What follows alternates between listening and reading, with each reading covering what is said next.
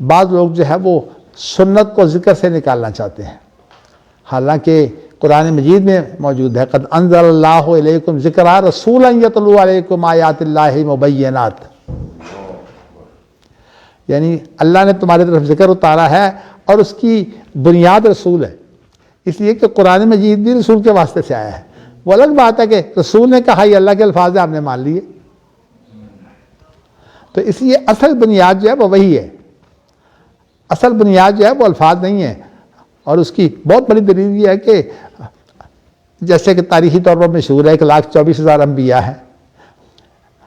کتنے ہیں جن کے پاس جو ہے وہ اللہ کی کلام آئی ہے؟ اصل تو چیز دنیا کے اندر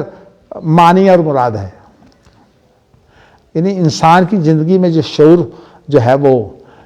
پیدا ہوتا ہے وہ معنی اور مراد سے پیدا ہوتا ہے، لیکن الفاظ کی بھی اہمیت قرآن مجید نے پیش کر دی ہے، اس لیے کہ اگر یہ الفاظ کی اہمیت قرآن پیش نہ کرتا تو خطرہ یہ تھا کہ یہ تعبیروں کے اندر معاملے الجھتے کچھ کے کچھ بن جائیں اور ان کی حفاظت کرنے کے لیے جو ہے وہ کوئی چیز موجود نہ ہو۔ اس لیے اللہ تعالیٰ نے نبی کے ساتھ دو چیزوں کا تحفظ کیا ہے، ایک الفاظ الہی کا جسے قرآن کہتے ہیں، اور ایک مراد الہی کا جسے سنت اور بیان کہتے ہیں۔